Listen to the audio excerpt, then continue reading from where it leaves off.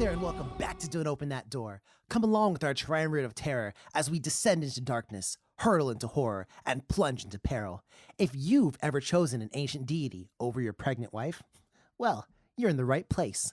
I'm Justin, and I'm just standing outside Nico's house. Whoa. Okay. What a choice. I'm Nico, and I literally never could choose a deity over my pregnant wife, but not for the reasons you think. Well, I'm Dan, and I'm asleep. And we're here today to discuss Older Gods.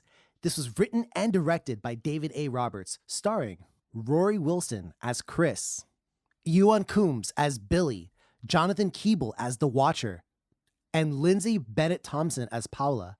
So we open with the scene of a cult sacrificing a man. It's very bloody and very bad from here. From there, we jump to Chris, a man who is looking into the death of his friend Billy, otherwise known as William. Currently, he's staying in a cabin in the Welsh countryside. It's very lush and beautiful, while looking over his friend's notes. You see, Billy had grown distant from his friends over the last little bit, calling them with wild and unnatural stories. As it turns out, Billy had been looking into something known as the primordial fear, which is based on the vastness of the universe and our insignificance within it. Nico, sometimes I feel like I'm so vast and you are so insignificant. So why don't you take it from here? Why am I on a podcast with you, Justin? All right. So there's more to this whole fear thing. As it turns out, this primordial fear drives people mad, as it often does. But there are some folks who embrace the madness, and they form cults. These cults partake in depraved activities, which Billy and his group of researchers were looking into.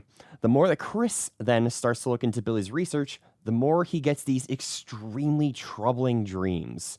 These strange visions come to him, and he hears a voice telling him that hope is a glimmer on the horizon. That's my favorite metalcore band. He visits the site of cult activities, and in a wild meteorological turn of events for the worse, a whole bunch of dead ravens start to rain down onto Chris out of nowhere. That sucks. But Dan, I know you could never be a cult member, right? Well, speaking of cult members, actually, non-answer. One of them, known as the Watcher, is now watching Chris, because he's the Watcher. So, watching. Yeah. Okay. So anyways, Chris calls the cops, as you do, but they just say to call them back in if he sees the Watcher again. So they said, great. "You phone who dis." Well, meanwhile, Chris delves further into Billy's notes and learns that the cult began to hunt Billy and his friends until only Billy was left, and now he's dead too. Chris starts to have even more visions of a planet eclipsed by another planet, and he also learns of an ancient god that cults worship known as the Origin, a sleeping god that the cult is attempting to awaken. Well, speaking of sleeping, expert Nico, I need to know what happens next. Y'all, my first day back at work is tomorrow, and I got out of bed at like 3 p.m. today. It's going to be rough. Good luck. Anyway, so Chris receives a phone call from his pregnant wife, again, couldn't be me, telling him to come home. Chris says he's gonna buy the next ticket on a plane back, and then does precisely the opposite of that because he ends up following the Watcher further into the woods. He could have been fine. He could have left. It would have been fine. Hey, I'm sorry. I'm sorry. Save that energy. We're going to need it later. From there, he descends deeper into madness as a voice in his head tells him to open the door, light the way, which means slicing people open and then accepting the blessings of the ancient god Cthulhu, the sleeper or whatever. Chris refuses, but then inadvertently ends up slicing someone's throat. It happens. Kind of like, you don't want to scare someone with a horse. You don't want to scare a horse or scare someone with a horse. They could fuck you up too. Yeah. Horses are so big, y'all. Well, I'm going to not do the transition that I thought in my head. And instead, Dan, I need you to finish this one out for us. So what's going to happen? All right. Well, speaking of horses, Chris blacks out And when he comes to, he is surrounded by the cult. They tell him he has no choice but to join, and they also inform him that Billy fought the cult to the end and refused them. They tell Chris that if he refuses, they will take vengeance on his wife and unborn child. Chris smiles when he hears of Billy's defiance and stabs himself in the throat. We then see a scene where Chris is talking to Billy, and Billy tells him that it isn't your time, Chris, and he needs to go be a good dad. We then cut to Chris being saved by some paramedics, and he gets a phone call from his wife while he's in the hospital. The movie ends with Chris ending the phone call with his wife, but then noticing a dead raven right outside of his room. The end. It's not an omen. This hospital just has fucking terrible janitorial practices. Well, let's get into it, shall we? So first off, looks. And I want to take the first one. Before we get too deep into this, we're going to mention this a couple times. This is an indie horror movie. So the budget on this one is not as extravagant as something that you might get on a Netflix joint, you know, a big production joint. And I'm going to say I like the way this movie looks. There are some aerial drone shots, and I think they're nice. I think they're not overdone, which for me, I enjoy. There's a very limited amount of jump scares in this movie, which I also appreciated. I don't like it when movies are chock full of them, but I think they were intelligent. Was there any? Mm-hmm. There's one towards the beginning where we get like a quick jump when he's like looking in a shed or something, and there's a quick jump to Billy being asphyxiated. Oh, yeah. And there's like one or two like others. Somebody hanging from a tree as well. I guess I Yes. didn't take that so much as a jump scare as more of just like a memory, because there wasn't the big like bah, like huge whatever orchestra hit or whatever usually goes on with that. But yeah, that counts. So I like also the kind of duality, because we'll get like a really nice, beautiful shot of the Welsh kind of countryside. I gotta go to Wales. I gotta check it out for myself. After watching this movie? Yeah, man, I'm trying to go. All right.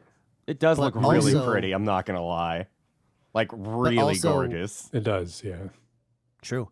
But also, you know, we get kind of the really dark scenes that I'm a big fan of, and especially watching this on my HDR OLED TV, I could really see, you know, the darkness, the inky blackness of night. Riku. So, and that's all I have to say. So, who's next? Yeah, I like the way that the movie looks. In particular, the overall coloration and color grading. I know that there is a tendency for people on podcasts and videos to oversimplify the way a movie looks and just call it color grading, because I know there's more to it than that, but I can't remember what the actual terms are. I promise you I've looked it up. But regardless, what I mean to say is this is a very well composed movie that uses a lot of different shading and hues to make what is an otherwise fairly unremarkable set, with the exception of the beautiful Welsh countryside and a couple of dream sequences or just like cuts, really. I think it was really well made. Oh, Nico, you reminded me. Sorry, I'm going to interject here. Okay, I do it. fucking loved those dreamlike sequences of like the alien landscapes and the one where it's like the Washington Monument's upside down in the sky, but about to like touch Chris. Yeah. You know what they reminded me of a lot? The void. Obelisk. Yeah, the void, Yes, they did. which is a good thing. That's a compliment, I think. What else did the visuals remind you of, Dan? Well, I don't know about reminding me, but one thing I noticed was I don't think they used a tripod in this. Oh, yeah. I think even the still shots were a little shaky, which I thought was really interesting, and I think it added to sort of the unnerviness. That's not really a word, but Oh, it's the unnervousness. yeah, that one. Unnervousness is. I actually like that choice. I thought that was pretty cool. There's no stable shot, and I think it makes you, as the viewer, a little less stable as well. So I thought that was cool. Now, Nico, you said you thought it was a well, you know, composed movie, but how do you feel about the compositions? What's the sounds like to you? It sounds really good. And one thing that I am a big fan of, particularly with this limited cast, is that the actors deliver their lines very well and characteristically. What I mean by that is each character on the screen sounds distinct, has a sort of distinct method of speech about them that sometimes little things like that go not they don't get as much attention as perhaps they ought to, especially in situations like this. So I really liked it, and the overall like soundtrack was, I think pretty.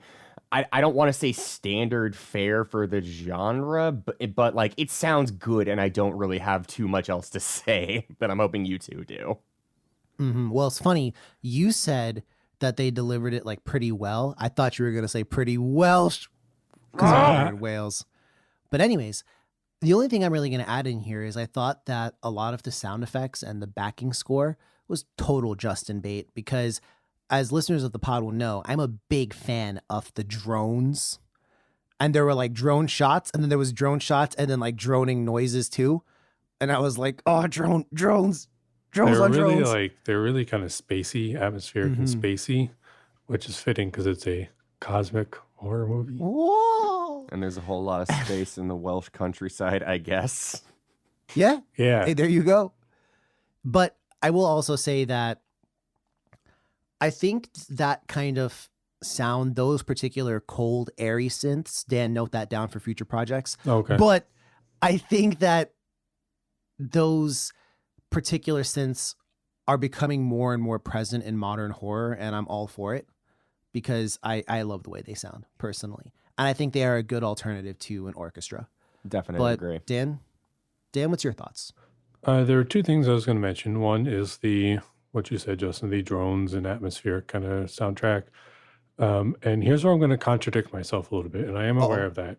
But the Watcher, I liked his voice. It was really cool. It sort of felt separated from a lot of like the rest of the movie. Right. He had like, I don't know, a little bit of reverb or something on there, and it sounded like he was in his own space, which I thought was pretty cool. Until the end when the Watcher is like actually on screen and you're watching him talk. It's just a and his dude. voice. Yeah, well, I actually really like his face. I thought that was cool because like the bottom half of his face had like no definitely. skin. I thought that was cool. But his voice there, because there was a disconnect between me seeing him speak and hearing a voice that sounds disconnected from the environment that they're in. Because they're just like outside in the woods, but it sounds a little reverby and whatever. So I really liked his voice until I actually had to see him talk while hearing that voice. Right. So I know I contradict myself a little bit, but it was both really cool and kind of not. Okay. I take that. Interesting insight. Now, Nico, you ever read books? No. Book? B-O-O-K? Yeah, bet. Dan, how about you? Sometimes. Yeah, so books have chapters. Oh. And this What are movie those? is actually... I've never read a book. split What's up- a chapter? Oh, okay, fair enough. Well, I got a book just for you. But no, so this movie is divided up into chapters. And do you think there is any particular point to that? What is I almost said literary purpose, but what is the cinematic purpose for dividing this movie up into 4 different chapters? I don't really know. I thought that was an interesting choice, and I don't dislike it. I actually kind of do like it. But when I think about, like, I feel like if there wasn't the chapter markers or whatever, the movie would have flowed just the same. So I don't really know what the intention there was, but I also think it worked. I thought it was a cool little like break between the scenes, I guess. Right. And to tell you all, the chapters in this movie are, The Guilt That Drowns, Down the Rabbit Hole, Revelations, and We Are Legion are the titles of the 4 different chapters. And from my perspective, I thought it was almost preparing you or stealing you for what you were going to start with, because at the beginning, Chris is guilty, and that guilt is part of what carries him through this. He blames himself for a lot of things that happened in Billy's life. And at the end, We Are Legion. That's knowing that Chris is now part of the cult. and he is part of them. So that's my thought process on it. Nico, I know you're about to drop us with a masterpiece. Knack 2, baby. No.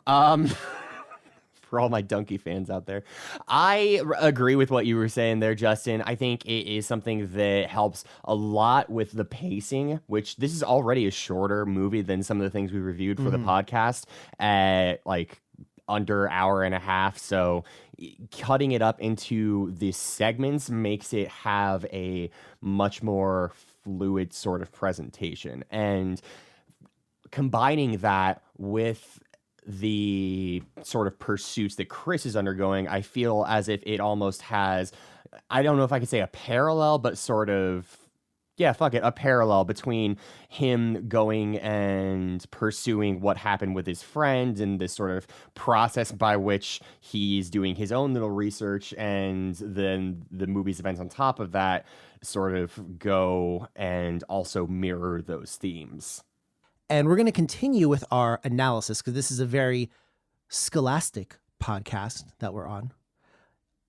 This movie, and no, there's just a lot to talk about here. So this movie is told largely with a singular actor. Towards the end, we get more cult members. And of course, there's the Watcher and the police officer that we see.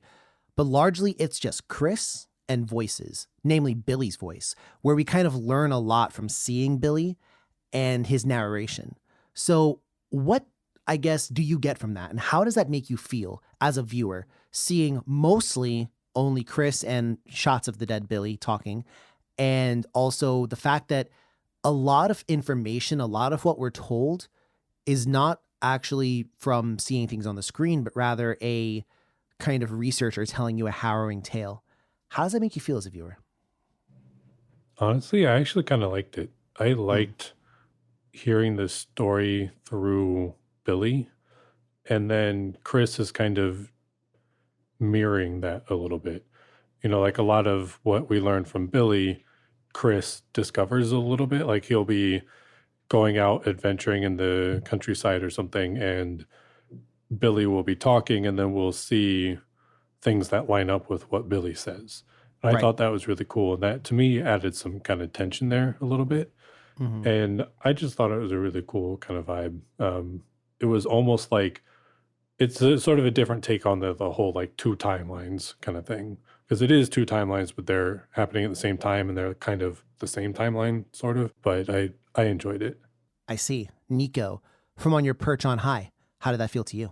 So I get it. I didn't like it as much though, just because I'm always a proponent of the classic show don't tell, and I would have rather had seen Billy's sort of descent not into madness but into chaos and all the stuff going on in his life, because we get, particularly when there's this conversation between Chris and Billy's mother, we get a laundry list of like, oh yeah, here's like XYZ plot point that happened prior to the film that us two characters know about but wasn't shown on screen. And I'm not a huge like detractor from using exposition as a narrative tool. I mean, it's there for a reason, but I personally would have rather just seen some of the discord in their lives as opposed to hearing about it secondhand. Granted, that would have made for a much longer movie. I do agree with you on the phone call part with his mom. I agree on that one. I actually, it's funny, agree with you, Nico. And I'm also a big proponent of the show don't tell kind of philosophy when it comes to movies. But I will give this movie credit because in a way, to me, it kind of felt like a classic cosmic horror story, because very often in cosmic horror stories, we read accounts and descriptions. And then, you know, kind of towards the end, we see the real kind of boss for ourselves. And that's kind of how this movie went too. Like, we got a description, and someone like me who just, by the way, I don't know if I'm a weirdo for this or not, but I oftentimes find books scarier than movies sometimes, because sometimes my imagination can kind of cook up my own images and everything else like that to properly scare me the fuck out. So that's how I feel about it. So I normally would take kind of a hard stance against it, like hard like linguine. That's al dente. Stop. Oh, That's But don't worry about it, dear listeners. Nico and I were having a discussion earlier, and this man wanted to bring up some kind of pastology that I don't even know about. But right. regardless, I'm the problem here. Okay. I just kind of think that I liked it for the most part. Although, to echo Dan, who echoed you, I don't like the phone call scene quite as much because they did talk about a lot of things that kind of, off-screened, so to There's speak. also one last thing I want to bring up about the exposition before we move on. And I give the movie kind of like a pass for this because it's cosmic horror and I think paying homage to that tradition. But y'all, I'm going to be completely fucking real with you. The sort of opening monologue from Billy where he's talking about the primordial fear, like there was a very large part of me that was just like, bro, fucking get over it. That's life. Move on. M.O.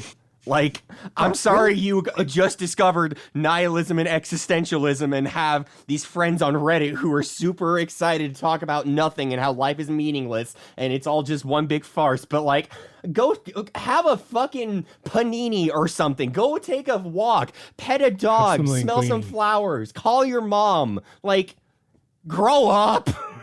I'm sorry. I realize this is probably a very problematic viewpoint on my part. But whenever someone tells me that kind of, like, life is meaningless, I'm like, get laid, bro. Like, oftentimes Also I'm just that. like, oftentimes I'm like, you'll enjoy it a lot more after. But no, so that part aside, now I feel you, Nico, I feel you. And, I did kind of suspend my disbelief a little bit on that because I was all cosmicked up. Like had turned the lights off and I was like, oh yes, the world is a ball traveling through space. But the great eye is watching us. Like, I don't know, man. What'd you want from me in that scene? But, and it's funny you mentioned that because we're going to dig into the cosmic horror part of it here, which is this movie. I feel like we need like a cosmic horror, like sound clip or something. Whenever it's cosmic horror, we just need like a clip of Nico screaming, "Descend into madness." But however we want to do it is. All right. Okay.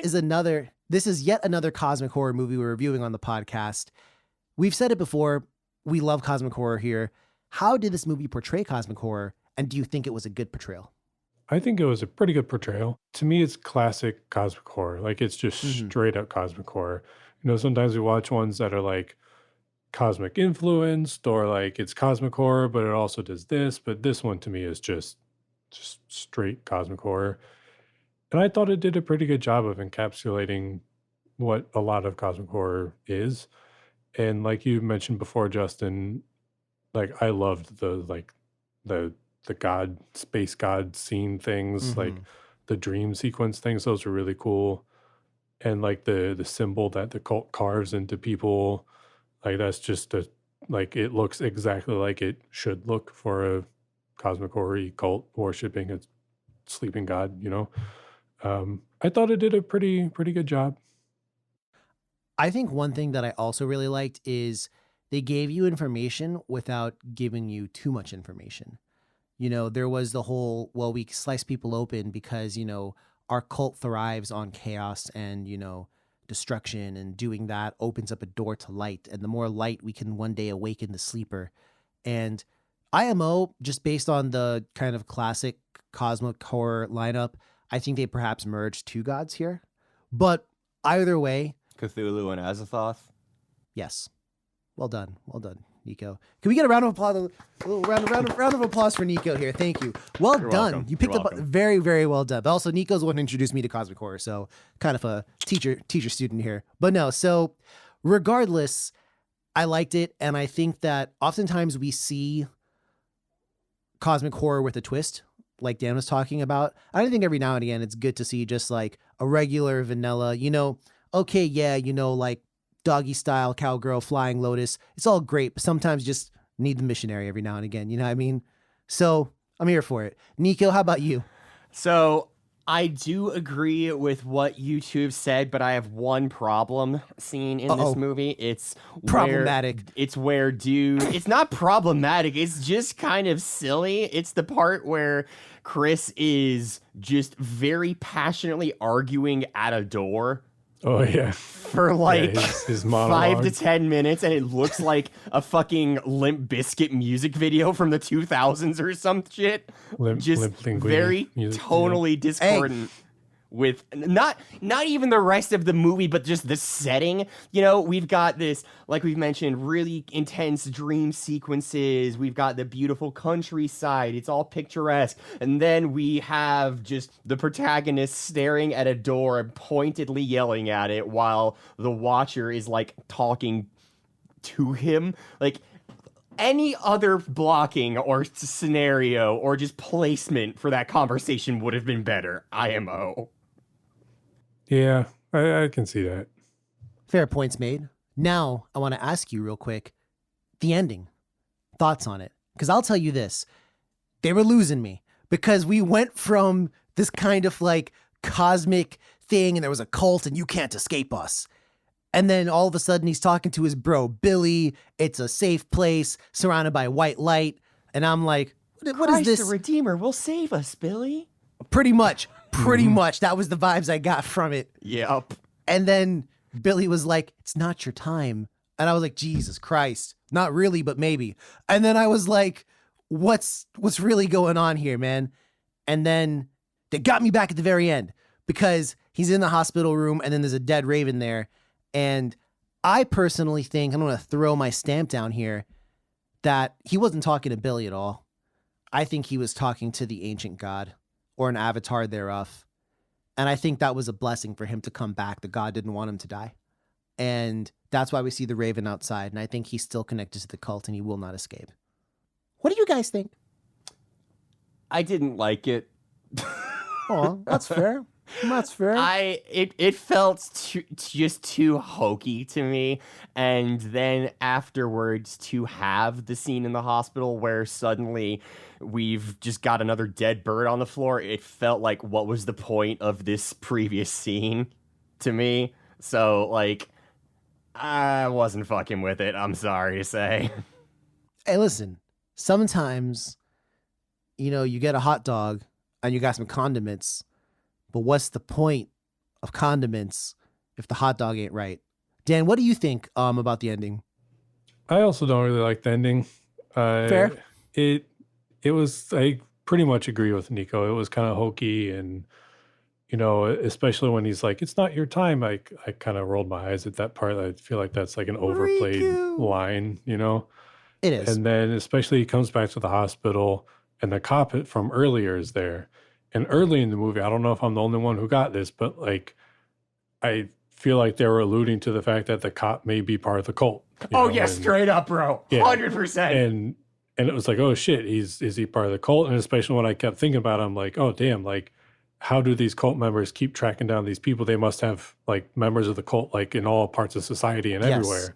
So then when he wakes up in the hospital and the cop is there, I was like, oh shit, someone's gonna go down, like he's gonna get killed or whatever. But no, the cop is just a cop, and like they're good, it's fine. He talks to his wife, and his wife's like, "Oh, come home," and he's like, "Yeah, I'm gonna come home," or whatever. And I was like, "Damn, I don't want this. I didn't really want it to be a happy ending." And then the dead raven, is there. But at that point, I'm like, you might as well have just gone with a happy ending. Like you've already like gone that far. To me, to add the little raven at the end is just like, well, pick a direction. Like either go happy or go like menacing or whatever, foreboding. Like the ending just felt like one big psych. Yeah. I will tell you, do you remember when he's running through the woods and it's dark and he's hearing voicemails about things that like could happen? Yeah, which is, yeah. That kind of took me out of it a little bit because it was like voicemails from beyond about things that he hasn't done yet, like him losing his job or him saying horrible things about his wife. And I don't know. Are they visions from the future, perhaps? I don't know. because I'm still operating under the fact that the cult is going to influence him for the remainder of his life and he hasn't escaped. But I do strongly agree. I don't think he has escaped. I mean, I think that's what the Raven He could have, though. Like, it's like, hey, he could have just we're here, dipset. you know? Oh, dude, the guy literally throws his keys at him. He throws car keys at him. And he still chooses to follow that man thing into the woods. And I'm like, word. I don't think he could have escaped. I think at that point, even if he did go home, they would have followed him. I think it was too far deep. Maybe. Perhaps. I still don't think he's going home to his wife. I think he's going straight to Amsterdam. I don't think this dude sucks. I'm sorry. He's not going back home to his wife. Ah, yes, a different country now. Anyways, it's time for the what would you do though. And I'm going to ask straight up, of the three of us, who is the more likely to start researching cults and kind of maybe go on an adventure? I say you. Probably me. Oh, okay. Well, I it's mostly not- said that because you guys are arguing about you, so I just pulled a wild card. But Oh, okay, fair enough. I have no So- fucking idea then in that case. Well, I only have a couple questions to ask. First and foremost, let's say, I ain't gonna put that juju on none of us, but let's say that, someone was tracking down cults and got, 86 by the cult, and now you're investigating. Let's say you start to see that evidence and you hear about the primordial fear and everything else like that, and there's cults dedicated to the madness. Are you gonna pull out and go back home? Yup. Or are you gonna stick around and try and find out more? I'm not going to stick around. Fuck no. I might try to find out more, but I would definitely not do it in the cabin that my friend got killed in. Yeah, that was a I would wild definitely choice. not do it there. Okay. And step 2, which I kind of know the answer to this already. If the Watcher shows up outside your house, what you gonna do? Box him, kick him, Box just him? kick him. Yeah. Did you see how fast that man could run? Yeah. Yo, there was a No, part where he sprinted off to the side. So he might outrun me, actually. I ain't gonna front. So, I would be an American and get a gun. oh, true enough. Yo, real True shit. enough. A lot of this movie could have been avoided. He was an American too. Yeah. So Yeah. a lot of this movie could have been. I don't buy that he's from Denver though. I don't buy that. Mm-mm. But this movie could have been avoided with a gun of choice.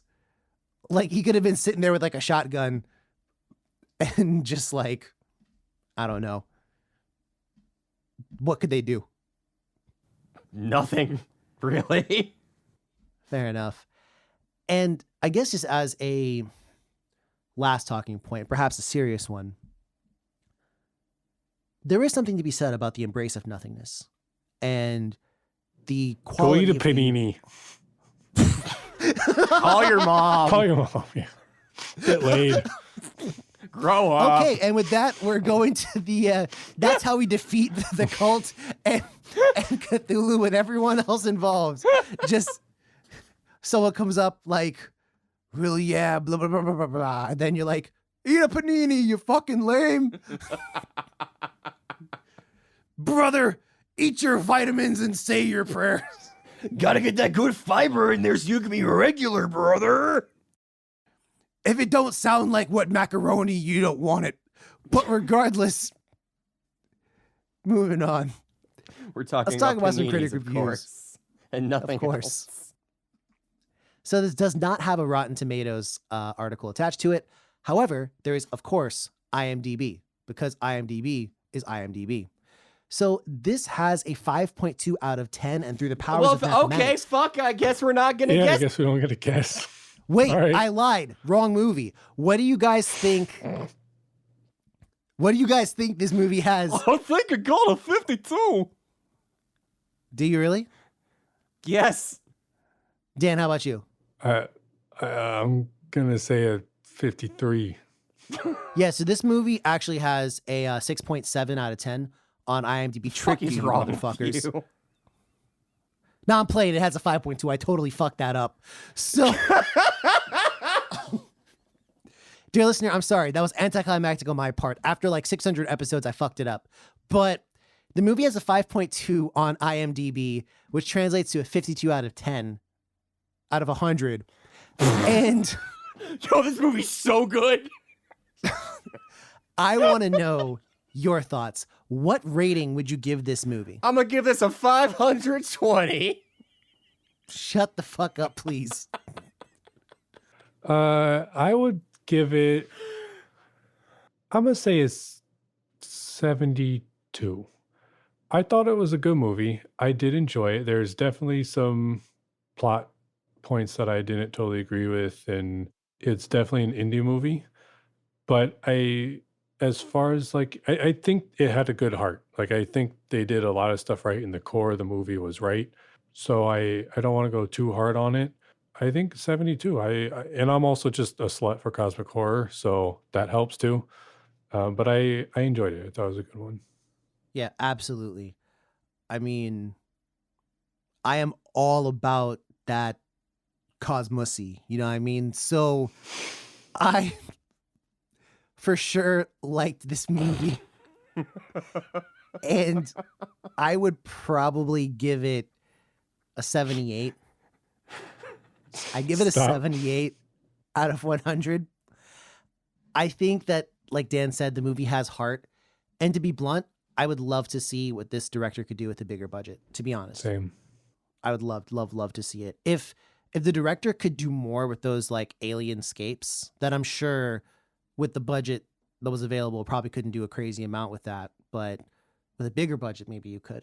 So I'm very excited about that. But Nico, what do you think? I'm going to give this a 72 as well, and I want to see the director do a rom-com. Okay. Expand your palette, folks. Joke's on you. It's told entirely through voicemails and just recorded MP4s. It's a Yo. rom-com about a guy who ditches his wife before he has a baby. Mm-hmm. So most of them.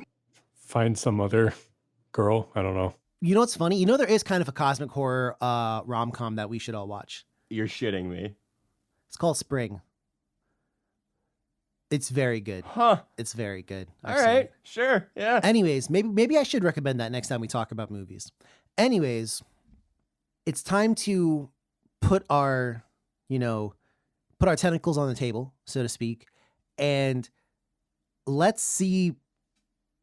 Are we going to recommend this one? Yeah. I am. Yeah. Yeah, I agree with that. Is this up for any awards, including Diamond in the Rough? Or does the ending just bump it away?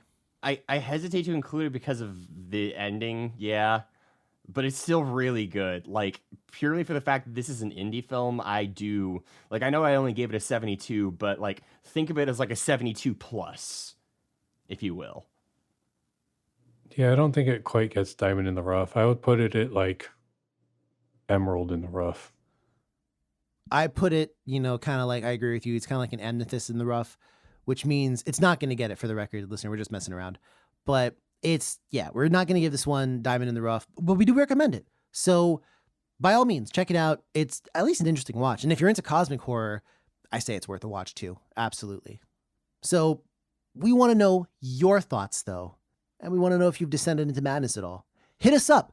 We're on X and Twitter. Instagram. We're on Twitter. Get that sinner's icon name out of your mouth. At DOTD Horror. We're also on Facebook, which is, of course, Don't Open That Door. Plus, you can check out everything we've done on our website, which is dotdhorror.com. But till then, don't investigate suspicious murders and disappearances at the place. Don't go stay there for a week. Also, watch your back and the backs of those around you. And as always, dear listener, don't open that door. Contrary to what this movie tries to say, don't open that door. Bye.